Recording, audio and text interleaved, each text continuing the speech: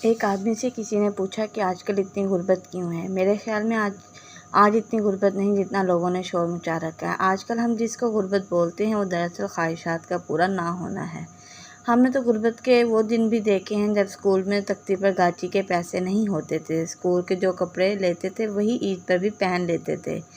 اگر کسی شادی بیاہ کے لیے کپڑے لیتے تھے تو اسکول کلر کے ہی لے لیتے تھے۔ کپڑے اگر پھٹ جاتے تو بار بار سلائی کرواتے اور پہنتے تھے۔ جوتا اگر پھٹ جاتا بار بار سلائی کرواتے تھے، اور جوتا سروس یا باٹا کا نہیں پلاسٹک کا ہوتا تھا۔ گھر میں اگر مہمان آ جاتا تو پڑوس کے ہر گھر سے کسی سے گھی، کسی سے مرچ، کسی سے نمک مانگ کر لاتے تھے۔ آج تو ماشاءاللہ ہر گھر میں ایک ماں کا سامان پڑا ہوتا ہے، مہمان تو کیا پوری بارات کا سامان موجود ہوتا ہے۔ آج تو اسکول کے بچوں کے 2 یا 3 یونیفارم ضرور ہوتے ہیں۔ آج اگر کسی کی شادی پہ جانا ہے تو مہندی، بارات اور ولیمے کے لیے الگ الگ کپڑے اور جوتے خریدے جاتے ہیں۔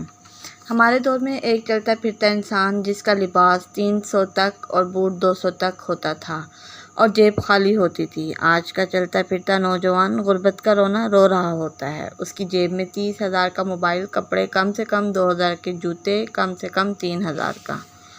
غربت کے دن تو وہ تھے جب گھر میں بتی جلانے کے لیے تیل نہیں ہوتا تھا، روئی کو سرسوں کے تیل میں ڈبو کر جلا لیتے۔ آج کے دور میں خواہشوں کی غربت ہے۔ اگر کسی کی شادی میں شامل ہونے کے لیے 3 جوڑے کپڑے یا عید کے لیے 3 جوڑے کپڑے نہ سلا سکیں وہ سمجھتا ہے میں غریب ہوں۔ آج تو خواہشات کا پورا نہ ہونے کا نام غربت ہے۔